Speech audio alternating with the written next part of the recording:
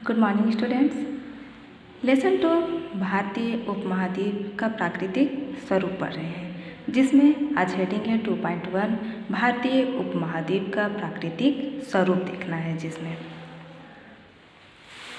पिछली कक्षा में हमने भारत के प्राकृतिक विभागों के बारे में पढ़ा था तथा यह भी समझा था कि प्राकृतिक और सांस्कृतिक दृष्टि से भारतीय उपमहाद्वीप एशिया महाद्वीप एक विशिष्ट भूभाग है। जिस तरीके से हमने पिछले कक्षाओं में पढ़ा और इस लेसन है उसमें हमने रिवीजन के तौर पे भी देखा कि किस तरीके से जो प्राकृतिक भूभाग है और साथ ही साथ वहाँ के रहने वाले संस्कृति संपदा, इन सब चीज़ों में क्या है विशिष्टता, वहाँ की उसकी प्रमुखता, उसकी कहना चाहिए अच्छाई और उसके जो भूभाग है उसमें काफ़ी विशिष्टता है, प्रधानता है उसमें। लेकिन क्या इस उपमहाद्वीप का धरातलीय स्वरूप एक समान है? यहाँ एक सवाल उठता है कि क्या उपमहाद्वीप का जो धरातलीय स्वरूप है क्या वो एक जैसा है?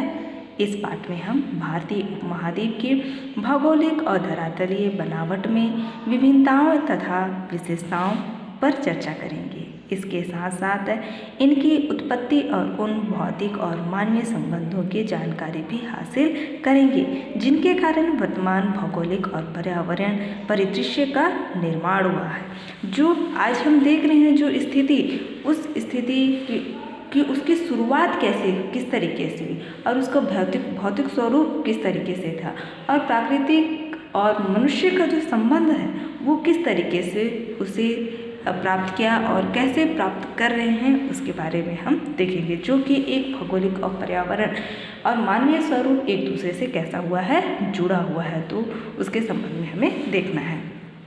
हमारे लिए यह भी जानना आवश्यक है कि अलग अलग भौगोलिक परिवेश में मनुष्य ने अपनी आजीविका और आवश्यकताओं की पूर्ति के लिए प्राकृतिक संपदाओं को किस प्रकार उपयोग किया है। ये हम सभी भी जानते हैं कि किस तरीके से इन सारी भौगोलिक परिवेश में किस तरीके से मनुष्य अपने जो जीवन है, अपनी आवश्यकताओं की पूर्ति के लिए किस तरीके से वो प्राकृतिक संपदा है, जितने भी प्रकृति से जो भी चीज़ें हासिल होती है, चाहे वो भूमि से या वनों के माध्यम से या भूगर्भ के माध्यम से, किसी भी तरीके से वो उसका उपयोग किस तरीके से करता है। उदाहरण के लिए सिंधु, गंगा, ब्रह्मपुत्र के मैदानी क्षेत्रों में निवास करने वाले लोगों का जनजीवन मुख्यतः कृषि पर आधारित है। यहाँ पे एग्जाम्पल के तौर पे बताया गया है कि वो किस तरीके से प्राकृतिक संपदा के साथ मनुष्य का जो संबंध है या मनुष्य किस तरीके से उनका उपयोग कर रहा है इसके संबंध में। तो उस एग्जाम्पल के तौर पे यहाँ पे बताया गया है कि जो सिंधु, गंगा और ब्रह्मपुत्र के जो मैदान हैं, जो कि इन मैदानी क्षेत्रों में रहने वाले जो लोग हैं उनका जो जीवन है वो किस पर ज़्यादातर निर्भर, मुख्यतः वो कृषि पर आधारित होते हैं। इन नदियों से निकलने वाले जो जल है उसका उपयोग कृषि में किया जाता है। छोटा नागपुर की पठारी प्रदेश में लोग कृषि के अलावा वन उत्पाद, मतलब जो छोटा नागपुर के जो पठारी क्षेत्र है, प्रदेश हैं, उन जगहों पर लोग कृषि के अलावा क्या करते हैं, वनों का उत्पादन करते और खनन, खुदाई, उद्योग का अपनी आजीविका का निर्वाह करते हैं। तो इस तरीके से वो खनन, खुदाई या वनों पर निर्भर होकर के अपने जीवन को वो आगे बढ़ा रहे हैं या चला रहे हैं। थार के मरुस्थल और उत्तरी पर्वतीय इलाकों में रहने वाले कई समुदाय पशुचारक कर अपनी आजीविका चलाते हैं। तो इस तरीके से जो थार का मरुस्थल है, जो मरुस्थलीय क्षेत्रों में, और कहा गया है उत्तरी क्षेत्रों में जो पर्वतीय क्षेत्र हैं वहाँ पे रहने वाले कई समुदाय, समुद्र में रहने वाले कई ऐसे लोग जो क्या है, पशुचारण, पशुओं को चराकर क्या कर रहे हैं, अपना जीविका चला रहे हैं।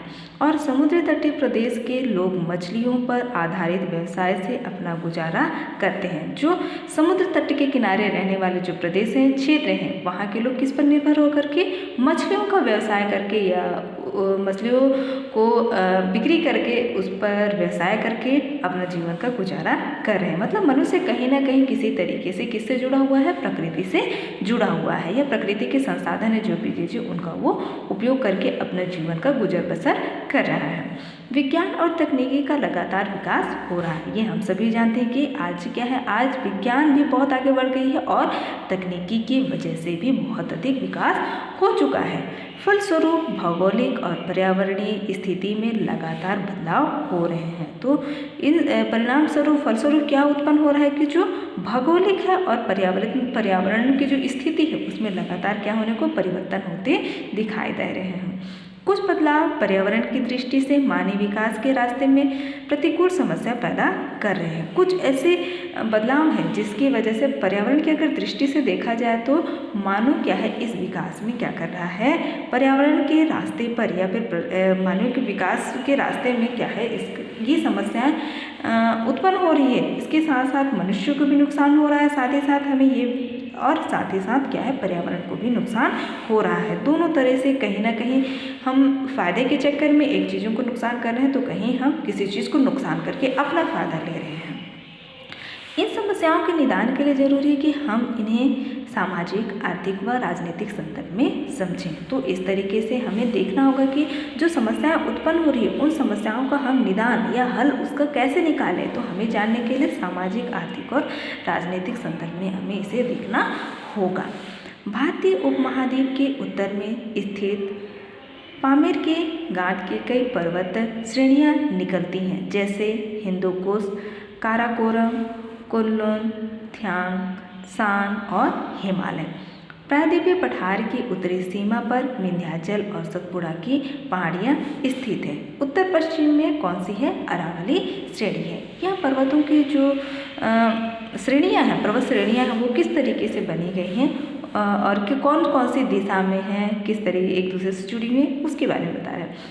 पश्चिम में सह्याद्री पर्वत श्रृंखलाएँ और पूर्व में पूर्वी घाटी के निम्न पर्वतीय तथा पूर्वी समुद्र तटीय मैदान है। तो इस तरीके से जो क्या है अलग अलग क्षेत्रों में कहीं पर्वत श्रृंखलाएँ हैं तो कहीं क्या है समुद्री तटीय मैदान भी है।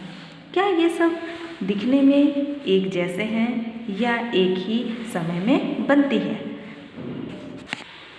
तो यहाँ देखते हैं कि संरचना, शैल समूह, भू आकृति की भिन्नता के आधार पर भारत की भू संरचना को निम्नलिखित 5 भागों में विभाजित किया गया है। संरचना वो किस तरीके से बनी है, शैल समूह पत्थर के समूह और भू आकृति वो की भिन्नता अलग अलग होती है क्योंकि भू आकृति एक जैसी नहीं, कभी कहीं ऊंचे तो कहीं नीचे, कहीं समतल तो कहीं ऊबड़ खाबड़ तो इसमें क्या होती है भिन्नता आती है। तो इसी के आधार पर जो भूमि की संरचना है उसकी बनावट है उसे कितने भागों में 5 भागों में विभाजित किया गया है।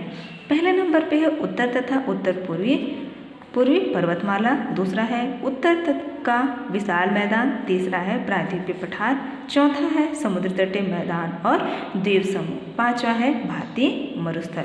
अब हम इन भू आकृति विभागों को अलग अलग अध्ययन करेंगे। तो हमें सबसे पहले क्या देखना है, उत्तर तथा उत्तर पूर्वी पर्वतमाला। तो आज हम आगे देखेंगे 1.1 में देखेंगे उत्तर तथा उत्तर पूर्वी पर्वतमाला। जो उत्तर की ओर कौन कौन सी उत्तर से पूर्व की ओर जो पर्वतमाला है या श्रृंखलाएँ हैं वो किस तरीके से हैं इसके बारे में देखेंगे। इसमें बहुत सारी जानकारी है बच्चों, तो आप लोग ध्यान से देखिए कि किस तरीके से पर्वतों का निर्माण, उनकी आकृति, उनकी संरचना, उनकी बनावट, किस तरीके से जो समतल भूभाग हैं या मैदानी क्षेत्र हैं उनका किस तरीके से विस्तार हुआ है।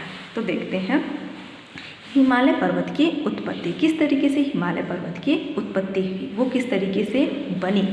पृथ्वी के किसी भी भूभाग की धरातलीय बनावट और स्थलाकृतियों के बनने में पृथ्वी की 2 शक्तियों की प्रमुख भूमिका है। ये कहा बताया कि जो पृथ्वी के किसी भी भूभाग की क्या है उसके धरातल की बनावट और स्थलाकृति के बनने में किसका पृथ्वी की 2 शक्तियाँ, पृथ्वी की जो शक्तियाँ हैं उसकी भूमिका का कारण है। वे है अंतर्जनित और बहिर्जनित, एक आंतरिक और दूसरा बाहरी शक्ति के आधार पर। भूकंप और ज्वालामुखी पृथ्वी के भीतर चलने वाले अंतर्जनित शक्तियों के परिणाम है। जिस तरीके से हम अपने आसपास देखते हैं कि किस तरीके से भूकंप और ज्वालामुखी जो कि कहाँ से होते हैं, भूमि के भूकंप जो क्या है भूमि के कंपन से उत्पन्न होता है, और ज्वालामुखी जो कि आंतरिक भागों से जब वो बहुत ज़्यादा हीट प्राप्त कर लेते हैं तो वो किस द्रव्य पदार्थ में वो क्या है फाटते हुए बाहर निकल जाते हैं। तो ये सब क्या है अंतर्जनित शक्तियों का ही परिणाम है। जो धरातल पर विभिन्न प्रकार की स्थलाकृतियों का निर्माण करते हैं। जो कि क्या कर रहे हैं, ये धरातल पर जब ये बाहर निकलते तो वो विभिन्न प्रकार की, विभिन्न तरह की क्या है, स्थलाकृति, विभिन्न तरह के स्थान या स्थानों की जो आकृति का निर्माण करते हैं। धरातल पर वायु, वर्षा, हिम, जल तथा तापमान की क्रिया सतत कैसी हैं, क्रियाशील है। ये सारी चीज़ें जो हमने यहाँ पे देखी कि धरातल पर जो धरती है उस पर वायु, जल, हिम और जल तथा तापमान एक जैसे नहीं होते, वो कहीं ज़्यादा कहीं कम तो कहीं सामान्य। तो इसमें क्या होती है, क्रियाओं में परिवर्तन होती है। इसलिए कहा गया है कि ये सारी चीज़ों में सतत क्या है, निरंतर क्रियाशील है, ये परिवर्तन होते रहते हैं। जो धरातलीय स्थलाकृतियों में लगातार परिवर्तन लाती रहती है उन्हें क्या कहते हैं, बहिर्जनित कहते हैं। तो इस तरीके से हमने क्या देखा, अंतर्जनित और बहिर्जनित के बारे में भी हमने देखा कि किस तरीके से जो भूकंप और ज्वालामुखी के भीतर चलने वाले जो अंतर्जनित शक्तियों के परिणाम से क्या है, स्थलाकृतियों का निर्माण होता है। और जो धरातल पर वायु, वर्षा हो गए, हिम हो गए, तापमान हो गए और इनकी जो क्रियाओं की जो परिवर्तन की वजह से जो परिवर्तन आते हैं धरातल पर स्थलाकृतियों पर, उन्हें क्या कहते हैं, बहिर्जनित कहते हैं। अब आगे देखेंगे, क्या आप जानते हैं कि पृथ्वी का बाहरी आवरण, जिसको क्या कहते हैं, पटल कहते हैं, जिसे स्थल मंडल कहते हैं, विभिन्न शैल खंडों में बना है। जो शैल है वो क्या है, विभिन्न खंडों में, विभिन्न वो क्या है, अलग अलग उनकी खंड है उससे बना हुआ है। इन्हें क्या कहते हैं, प्लेट कहते हैं। पृथ्वी का धरातल 6 प्रमुख प्लेटों और कई छोटी छोटी प्लेटों से बना हुआ है। जो पृथ्वी के जो धरातल का जो प्रमुख कहा गया है, 6 प्लेटें होती हैं जो कि छोटी छोटी प्लेटों से मिलकर के बने हैं। तो आप लोगों के याद के लिए मैं बता दूं कि क्लास 8th में आप लोगों ने जो पृथ्वी की संरचना है उसकी बनावट किस तरीके से, वो किस तरीके से अंतर्जनित, बहिर्जनित, कोण और इन तरीके से किस तरीके से जो पृथ्वी का निर्माण हुआ इसके बारे में आप लोग पढ़ चुके हैं। तो आप लोग एक बार रिविज़न करने से, ताकि आप लोगों को समझ में आ जाए। आगे देखते हैं कि क्या वो ये प्रमुख प्लेटों में एक है, क्या है, भारतीय प्लेट। ये सभी प्लेट भूगर्भीय बल के कारण सरकती रहती है, यानी कैसी है, गतिशील है। ये सभी जो प्लेट है जो भूगर्भीय मतलब भूगर्भ के ये सभी जो प्लेट है वो भूमि के अंदर बल के कारण कैसी होती है, खिसकती रहती है वो, यानी कि वो कैसी हैं, गतिशील है, मतलब गति कर रही है। सामान्यतः इनकी गति का हमें पता नहीं चलता है। अगर हम देखेंगे या हमें इस बात का हमें एहसास नहीं हो पाता है कि ये पता ही नहीं चल पाता है कि ये गति भी कर रही हैं, क्योंकि सरकने की प्रक्रिया इतनी मंद गति से होती है कि हम केवल इसकी कल्पना ही कर सकते हैं, न कि अपने जीवन में इसे देख सकते हैं। तो इस तरीके से क्या कहा गया कि इनकी जो सरकने की जो प्रक्रिया है वो क्या है, मंद मतलब बहुत ही धीमी होती है, जिसका हमको आभास तक नहीं होता है। तो इसलिए क्या होती है, इसकी हम सिर्फ इसको कल्पना कर सकते हैं, इसे हमें ये पता नहीं चल सकता है, और ना ही कहा गया है इसे हम अपने जीवन में देख सकते हैं। ये एक वर्ष में कुछ सेंटीमीटर ही खिसकती हैं। ये एक वर्ष में कहा गया है कुछ ही सेंटीमीटर ही खिसकती हैं, जिसका हम पता भी नहीं चलता और ना ही हम इसे देख सकते हैं। तो यहाँ पे 2.2 में हिमालय की चोटियाँ। तो बच्चों थोड़ा सा मानचित्र को यहाँ समझ लेते हैं। तो यहाँ भारत की प्राकृतिक मानचित्र है, जिसमें भारत में उच्चावच जो ऊंचाई है वो किस तरीके से कहाँ कहाँ कितनी ऊंचाई पर है उसके बारे में देखा। सबसे पहले हम संकेत देख लेते हैं ताकि हमको समझ में आए, उसी आधार पर हम इसे देख सकते हैं। जैसे कि यहाँ पे आप रेड बॉक्स में देखे हैं, जगह जगह पर आपको रेड लाइन दिखाई दे रही होगी, जिसमें 1200 से ऊपर कहा गया है, जहाँ की ऊँचाई कितनी है, 1200 से ऊँची है। तो हम इसे देख सकते हैं, जैसे कि यहाँ पे दिखाया गया है हिमालय श्रेणी, लद्दाख हो गए, हिमालय पर्वतमाला जो कि है ये दिखाया जा रहा है, शिवालिक श्रेणी दिखाई जा रही है। इस तरीके से आप लोगों को जितनी यहाँ पे रेड कलर में बनी हुई निशान दिख रही है वो सब उनकी ऊंचाई कितनी है, 1200 से ऊपर है। फिर दिखाया गया है 600 से आपका 1200 तक की ऊंचाई। इससे पहले हमने देखे वो 1200 से ऊपर की स्थिति थी, अब उससे कम में है वो 600 से 1200 की स्थिति को दिखाया गया है। तो इस तरीके से हम देख सकते हैं जो कि जगह जगह पर दिखाए गए हैं। दक्कन का पठार हो गया, इस तरीके से पर्वतमाला। तो जो पर्वत श्रेणी है वो किस तरीके से बनी है आप इसे यहाँ देख सकते हैं।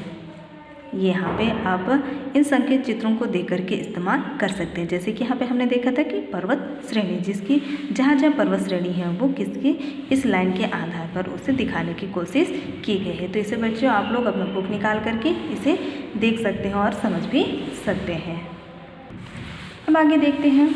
करोड़ों वर्ष पहले भारतीय प्लेट भूमध्य रेखा के दक्षिण में स्थित थी।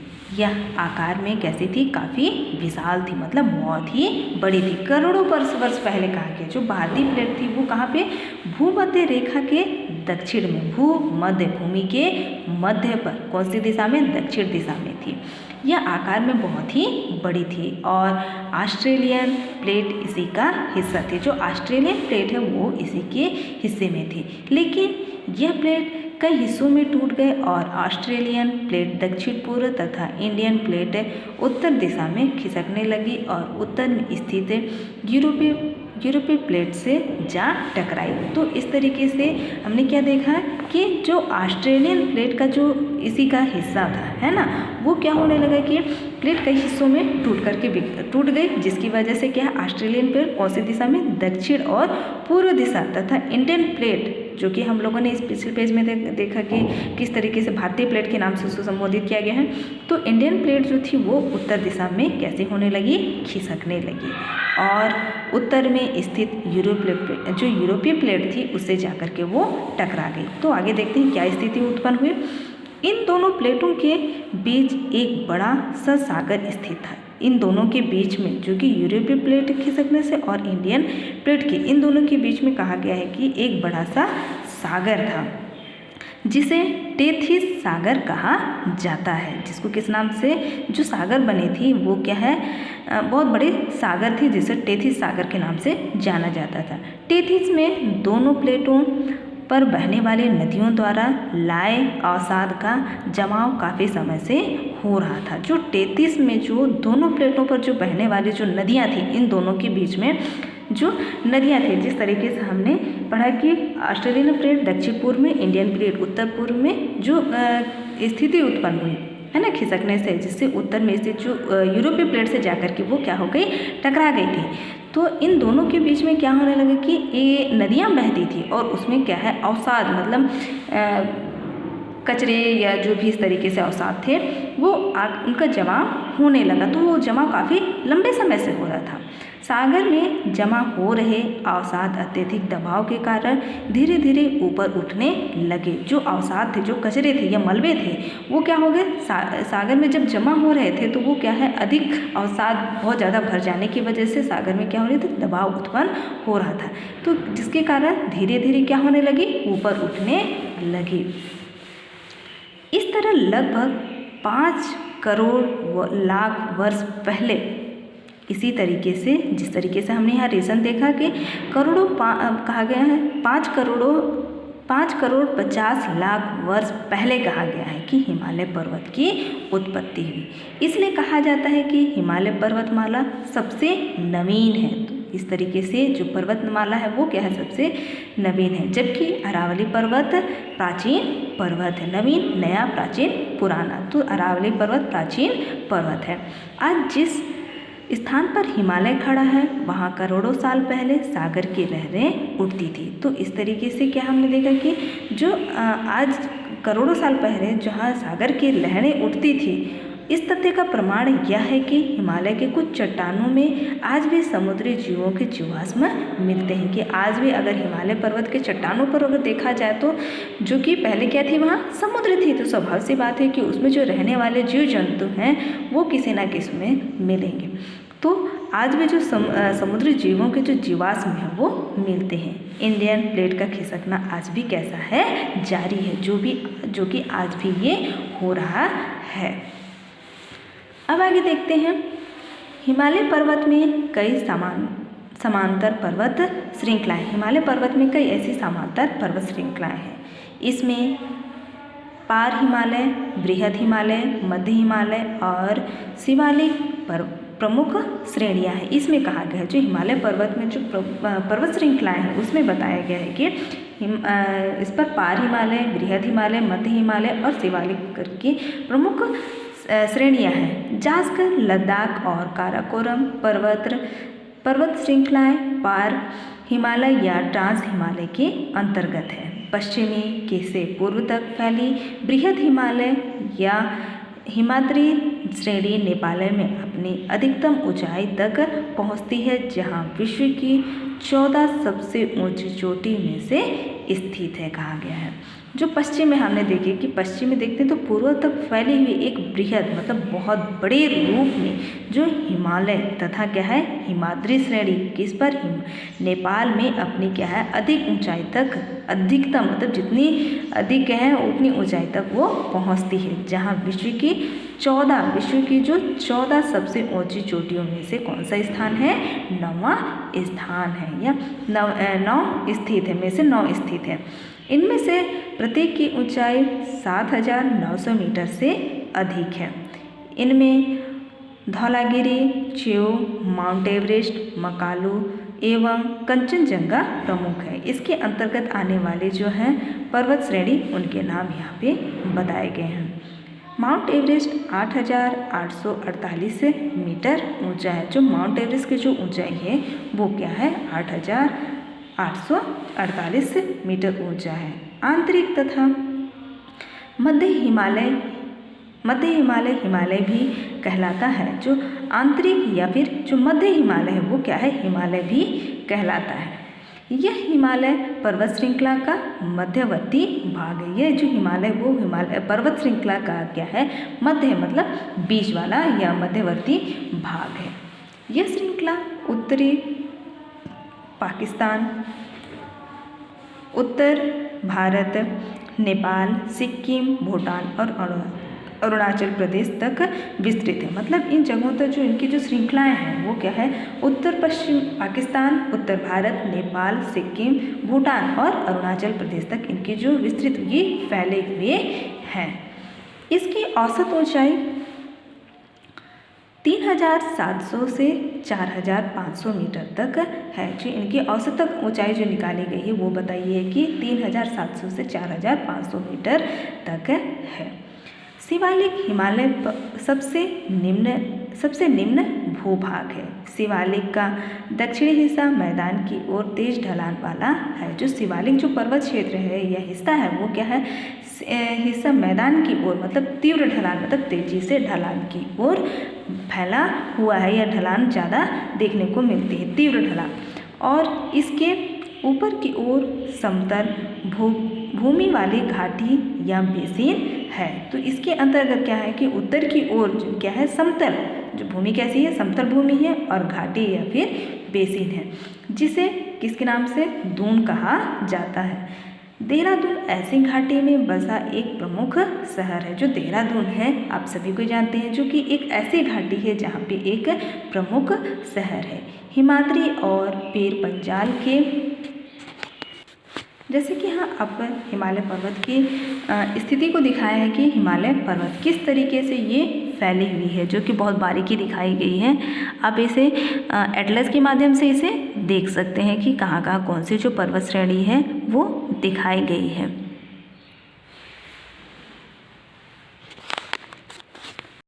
ऐसी घाटी जो चारों तरफ से पर्वतों से घिरा हुआ हो उसे अंतर पर्वतीय घाटी कहते हैं। कश्मीर की घाटी एक अंतर पर्वतीय घाटी है। यहाँ पे आप लोगों को चित्र 2.3 में कश्मीर घाटी का त्रियामी चित्र त्रियामी इसलिए क्योंकि जो इसकी जो बनावट आप लोग देख रहे हैं समझ भी सकते हैं कि ये तीनों तरफ क्या है इसकी ऊंचाई है और एक तरफ का जो हिस्सा वो कैसा है खुला है। तो इस तरीके से त्रियामी तीन तरफ से ये कैसा है घिरा हुआ है और एक तरफ का हिस्सा कैसा है खुला हुआ है। अब आगे देखते हैं। बीच स्थित खूबसूरत कश्मीर घाटी है। बीच स्थित जो कि हमने देखा है कि किस तरीके से हिमाद्री और पीर पंजाल के बीच जो स्थित कौन सी घाटी है कश्मीर की घाटी है। यह एक अंतर पर्वतीय घाटी है जिसे कि हमने वहाँ पे देखा कि कश्मीर की घाटी एक अंतर पर्वतीय घाटी जो ऐसी घाटी कहा गया है जो चारों तरफ से क्या है, पर्वतों से घिरा हुआ हो, जिसे अंततः पर्वतीय घाटी कहते हैं। जिस तरीके से आप देख सकते हैं इसकी जो बनावट है, या फिर कुछ क्षेत्र यहाँ पे वो क्या है, एक तरफ दिख रहा है लेकिन क्या है, पर्वत क्षेत्र भी दिखाई दे गए हैं, क्योंकि दूर होने की वजह से थोड़ी सी स्थिति यहाँ उतनी क्लियर दिखाई नहीं दे रही है। तो आप इसे देख सकते हैं कि ऐसी घाटी जो कैसी है, पर्वत चारों तरफ से पर्वतों से कैसा हुआ है, घिरा हुआ है, उससे अंततः पर्वतीय घाटी कहते हैं, जो कि कश्मीर की पर्वतीय घाटी का एक अंतर पर्वतीय घाटी है ये। तो आप इसे देख सकते हैं कि पूरी तरह से कैसा ये घिरा हुआ है। अब आगे देखते हैं, इस घाटी से होकर सर्पाकार झेलम नदी जम्मू और कश्मीर के विशाल मीठे पानी की वुलर झील से होकर बहती है। इस घाटी से कहा गया है, इस घाटी से होकर सर्प आकार, मतलब सर्प आप समझ जाते हैं, सांप जिसको कहते हैं, सर्प के आकार का क्या है, झीलम नदी, जो जम्मू और किससे, कश्मीर की विशाल मीठी पानी की किससे, वुलर झीलों से होकर के गुजरती है। हम जानते हैं कि उत्तर और उत्तर पूर्वी पर्वतमाला का धरातलीय उपमहाद्वीप के पर्यावरण और मानव जीवन में महत्वपूर्ण योगदान रहा है। तो हम सभी जानते हैं कि जो उत्तर की दिशा की जो पर्वतमाला है वो भारतीय उपमहाद्वीप या फिर भारत के जो कहना चाहिए पर्यावरण है, वो क्या है, मानव के जीवन के लिए बहुत ही महत्वपूर्ण है और उसका बहुत बड़ा योगदान भी है। हिमालय कई प्रमुख नदियों का उद्गम स्थल है, मतलब हिमालय से बहुत सारी नदियों का उद्गम उनकी वहाँ से बहती हैं कहना चाहिए। इनमें गंगा, ब्रह्मपुत्र व सिंधु सबसे बड़ी नदियाँ हैं। जो इससे जो निकलने वाली जो है हिमालय पर्वत से, ये प्रमुख नदियों के नाम बताएं कि गंगा, ब्रह्मपुत्र और सिंधु सबसे बड़ी नदियाँ हैं। तीस्ता व मानस ब्रह्मपुत्र तंत्र की नदियाँ हैं। ये सब उसकी जो क्या है, तंत्र नदियाँ उससे निकल करके आती हैं, वो नदियों के नाम बताए गए हैं। झेलम, चिनाब, रावी, व्यास और सतलज सिंधु तंत्र की, और ध्यान रखें ये इसकी क्या है, इस तंत्र की नदियाँ हैं, इसको बताया गया है। यमुना, काली, कर्णाली, राप्ती, गंडक, गोमती व कोसी गंगा नदी की कौन सी है, ये सब सहायक नदियाँ हैं। उत्तर भारत में बहती समस्त नदियाँ सिंधु, गंगा, ब्रह्मपुत्र के विशाल मैदान का निर्माण करती है। उत्तर भारत की ओर देखें तो बहती समतल जो नदियां हैं वो क्या है, गंगा, सिंधु और ब्रह्मपुत्र के विशाल मैदान, इन नदियों की से जो बिछाव हुआ है वो एक मैदान का निर्माण करती है। ये सतत बहने वाली, मतलब हमेशा बहने वाली नदियाँ सघन आबादी, जहाँ की आबादी कैसी है, बहुत ही घनी है, वहाँ पे रहने वाले मैदानी लोगों की जीवन धारा है, मतलब उनकी जीवन जीने का एक जरिया है, एक माध्यम है। इसी सिंधु गंगा के मैदान में विश्व के प्राचीन सभ्यताओं का विकास हुआ। तो इसी सिंधु और गंगा नदी के मैदान पर ही जो हम प्राचीन सभ्यताओं के बारे में पढ़ते हैं, तो इन्हीं गंगा सिंधु नदियों के किनारे ही प्राचीन सभ्यताओं का विकास हुआ है, और विकास का जो आज उसका प्रतिफल है, आज आप देख सकते हैं किस तरीके से विज्ञान और तकनीकी की वजह से बहुत आगे भी बढ़ चुका है। आगे है उपयुक्त पैराग्राफ पढ़कर बताइए कौन सा नदी तंत्र सबसे बड़ा है। तो हमने अभी पढ़ा कि कौन सा है, गंगा है। दूसरा है पश्चिम दिशा में कौन सी नदी बहती है, तो वो है ताप्ती नदी। तीसरे है सबसे कम संख्या में सहायक नदियाँ किस नदी तंत्र में है, तो वो है सिंधु। चौथे पे है महानदी, इसमें से कौन से नदी तंत्र में आएगी, तो वो क्या है, महानदी, जो कि छत्तीसगढ़ में होकर के भी गुजरती है, तो वो है गंगा। आज के लिए स्टूडेंट्स हम यहीं तक पढ़ेंगे।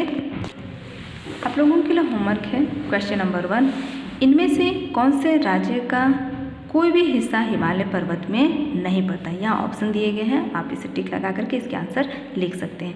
क्वेश्चन नंबर 2 है आपका, हिमालय से बहने वाली नदियों में साल भर पानी क्यों रहता है। क्वेश्चन नंबर 3 है, हिमालय के पशुपालक गर्मी के ऋतु में पहाड़ों के ऊपर क्यों जाते हैं। ये 3 क्वेश्चन आप लोगों के लिए होमवर्क में दिए जा रहे हैं, आप इसे समय पर पूर्ण कीजिए। आज के लिए यहीं तक। Thank you students.